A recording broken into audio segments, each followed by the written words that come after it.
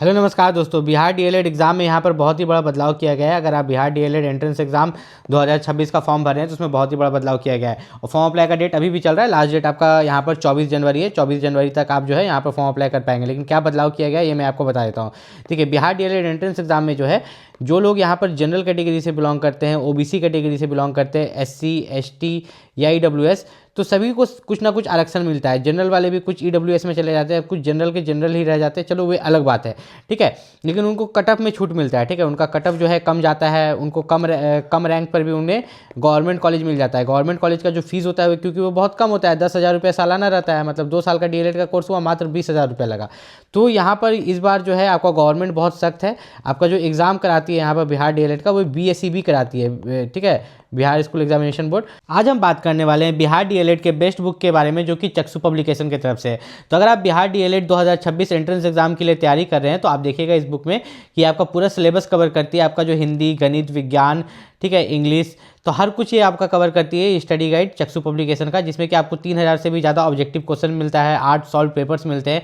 और आपको बिहार डीएलएड के लिए चक्षु पब्लिकेशन का ही बुक क्यों खरीदना चाहिए, चलिए मैं इसमें बताता हूँ। देखिए, बिहार डीएलएड के लिए आपको चक्षु पब्लिकेशन का ही बुक इसलिए खरीदना चाहिए क्योंकि जैसे आप इसमें जो भी सॉल्व पेपर्स देखते हैं, ठीक है, जो भी सॉल्व पेपर देखते हैं तो उसमें सभी में आंसर्स रहता है। तो इसमें भी आपको आंसर देखने को मिलेगा उत्तरमाला कि 1 का बी क्यों होगा, 2 का ए क्यों होगा।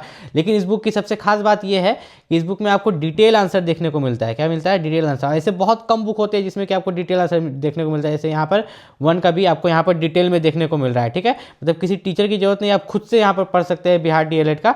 और बिहार डीएलएड का ये जो चक्षु पब्लिकेशन का ये बुक है, इसका कॉम्बो पैक भी आता है, जिसमें ये आप कॉम्बो पैक भी परचेस कर सकते हैं या आप अलग से चाहे तो स्टडी गाइड भी परचेस कर सकते हैं। इन सभी का जो लिंक है इस वीडियो के डिस्क्रिप्शन में दिया गया है, वहाँ से जाके आप परचेस कर सकते हैं। तो ये जो बीएसईबी एग्जाम कराती है, इनका साफ साफ कहना है कि अगर आप बिहार डीएलएड एंट्रेंस एग्जाम में फॉर्म भर रहे हो, इस नोटिफिकेशन में ही साफ साफ दिया गया है कि अगर आप रिजर्व्ड कैटेगरी से बिलोंग करते हो, ठीक है, यहाँ पर रिजर्वेशन के बारे में इन्होंने साफ साफ दिया है कि अगर आप रिजर्व्ड कैटेगरी से बिलोंग करते हो तो आपका जो जाति प्रमाण पत्र है, ठीक है, अगर आप एससी एसटी हो या ओबीसी हो, ठीक है, या ईडब्ल्यूएस हो, यहाँ पर तीनों आ गया। ठीक है, आपका ये एससी एसटी हो गया, ध्यान से समझिएगा, ये आपका ओबीसी हो गया और आपका ये ईडब्ल्यूएस हो गया। अब इसमें नियम कानून क्या है कि आपका जो जाति प्रमाण पत्र है फॉर्म अप्लाई का लास्ट डेट से पहले बना होना चाहिए। कब होना चाहिए? लास्ट डेट से पहले। ये तो पहला चीज़ हो गया।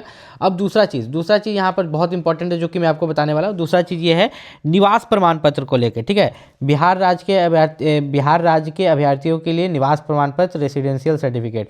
अब ये जो रेसिडेंशियल सर्टिफिकेट है ये जनरल वाला बच्चा को भी चाहिए। अगर आप बिहार के जनरल कैटेगरी से भी बिलोंग करते हो या ओबीसी कैटेगरी से, किसी भी कैटेगरी से आप बिलोंग करते हैं, खाली आप बिहार के हैं तो आपके पास निवास प्रमाण पत्र होना चाहिए, रेसिडेंशियल सर्टिफिकेट, वो भी फॉर्म अप्लाई का लास्ट डेट से पहले बना हुआ है। ऐसा नहीं कि आपने फॉर्म अप्लाई कर दिया फिर आप बनवा रहे तब आपको प्रॉब्लम हो जाएगी। अब यहाँ पर बहुत सारे बच्चे पूछ रहे थे कि गवर्नमेंट कॉलेज का फीस क्या होता है। तो गवर्नमेंट कॉलेज की फ़ीस के बारे में अगर बात करें, ठीक है, गवर्नमेंट कॉलेज की फ़ीस के बारे में बात करें तो वही 10,000 रुपये सालाना होता है। तो 2 साल का लगभग आपका 20,000 रुपये खर्च होगा। लेकिन वहीं प्राइवेट कॉलेज की फ़ीस की बात करें तो प्राइवेट कॉलेज का जो फीस होता है आपका 60,000 रुपये सालाना होता है। मतलब 2 साल का आपका लगभग 1,20,000 रुपये सिर्फ तो फीस लग जाएगा। अब गवर्नमेंट कॉलेज जो है आपको कितने मार्क्स पर मिलता है? तो 120 मार्क्स का आपका एग्जाम होता है। 120 में से अगर आप 90 प्लस लाते हैं तो आपको गवर्नमेंट कॉलेज मिलने के चांसेस ज़्यादा बढ़ जाते हैं। इसका एक कारण भी है। इसका एक कारण है कि एक तो 90 प्लस लाते हैं और रैंक 9,000 के अंदर लाते हैं। मतलब आपका रैंक अगर है, मान लीजिए आपका रैंक यहाँ पर 300 है, आपका रैंक 6,000 है, रैंक आपका 9,000 से कम है, ठीक है, तब आपको गवर्नमेंट कॉलेज मिलने के चांसेस ज़्यादा रहते हैं। अगर रैंक आपका 9,000 से ज़्यादा है तो चांसेस ऐसा रहता है कि नहीं मिलेगा। क्यों? क्योंकि टोटल 30,000 सीट है। ठीक है, 30,000 सीट है। अब यहाँ पर गवर्नमेंट कॉलेज में सीट 9,000 है, ठीक है, और प्राइवेट कॉलेज में सीट 21,000 है। तो इसको कभी और विस्तार से आपको यहाँ पर इस चीज़ के बारे में समझाएंगे। देखिए, यहाँ पर मेनली क्या होता है ना कि 9,000 सीट है यहाँ पर गवर्नमेंट कॉलेज के लिए, ठीक, 9,000 सीट है। तो अगर आप 9,000 रैंक के अंदर आइएगा तब भी ना आपको यहाँ पर गवर्नमेंट कॉलेज दे पाएगा। 9,000 रैंक से ज़्यादा लगेगा तो फिर आपको प्राइवेट कॉलेज मिल जाएगा। अब यहाँ पर एक चीज़ सबसे खास हो जाता है कि आपका जो बिहार डीएलएड का जो ये एग्ज़ाम होता है ये आपका कंप्यूटर पर होता है, कंप्यूटर बेस्ड है। लेकिन इसमें एक सबसे खास बात है कि इसमें नेगेटिव मार्किंग नहीं होता है। क्या नहीं होता है? आपका इसमें नेगेटिव मार्किंग नहीं होता है। मतलब कि आप 120 में 120 क्वेश्चन पूरा टिक कर सकते हैं। लेकिन इसमें नॉर्मलाइजेशन होता है। मैंने बिहार डीएलएड में बहुत बच्चों का देखा है कि नॉर्मलाइजेशन में किसी का 10 नंबर बढ़ जा रहा है, किसी का 10 नंबर घट जा रहा है। तो ये बिहार डीएलएड में जो नॉर्मलाइजेशन होता है ये कैसे होता है? देखिए, बिहार डीएलएड में जो ये नॉर्मलाइजेशन होता है ये ईजी और हार्ड शिफ्ट पर होता है। ये कैसे होता है? आपका ईजी शिफ्ट और हार्ड शिफ्ट पर होता है। आपका यहाँ पर जो है बिहार डीएलएड का एग्ज़ाम लगभग 1 महीना तक चलता है। 1 महीना तक लगातार चलता है। हर दिन 3 शिफ्ट में एग्ज़ाम चलता है। तो ये 3 शिफ्ट जो हर दिन एग्जाम चलता है, तो किसी शिफ्ट में ईजी आता है, किसी शिफ्ट में हार्ड आता है, फिर किसी शिफ्ट में ईजी आता है क्वेश्चन। तो अगर ईजी क्वेश्चन आता है तो आपका नंबर कम बढ़ेगा, ठीक है। मान लो कि 5 नंबर बढ़ा, हार्ड शिफ्ट में आया तो 10 नंबर बढ़ा, लेकिन माइनस कैसे हो जाता है नंबर। अब इसी के साथ साथ क्या होता है ना, एक्यूरेसी देखता है, ठीक है। इसी के साथ साथ क्या है ना, एक्यूरेसी देखता है। अभी एक्यूरेसी क्या होता है मैं आपको समझा देता हूँ। देखिए एक्यूरेसी मेनली होता क्या है ना, कि आप जितने भी क्वेश्चन अटेम्प्ट कर रहे हो, ठीक है, जितने भी क्वेश्चंस आप अटेम्प्ट कर रहे हो 120 में से मान लो कि हम 120 क्वेश्चन बना दिए, हम ही वैभव शाश्वत, ठीक।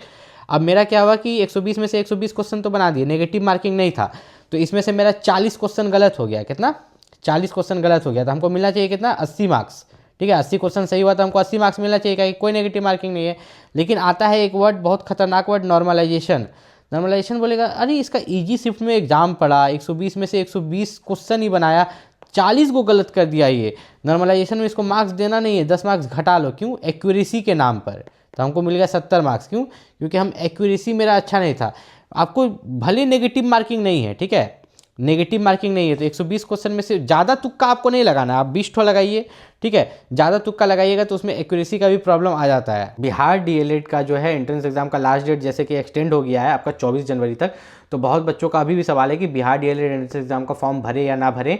उसका जो एंट्रेंस एग्जाम होता है कितने मार्क्स पर सरकारी कॉलेज मिलता है या प्राइवेट कॉलेज मिलता है। देखिए अगर आप ये सब नहीं सोचिए, अगर आपको टीचर बनना है तो आप जरूर फॉर्म भरिए, एंट्रेंस एग्जाम दीजिए, और अगर आप अच्छे मार्क्स लाते हो 120 में से 90 प्लस, तो आपको सरकारी कॉलेज मिलने के चांसेस ज़्यादा होते हैं। लेकिन कम मार्क्स लाते हो तो प्राइवेट कॉलेज मिलते हैं, उसमें भी स्कॉलरशिप के तहत आपको फीस वापस मिल जाती है। बिहार में जो स्कॉलरशिप आप भरते हो उसके तहत फीस आपको वापस मिल जाती है।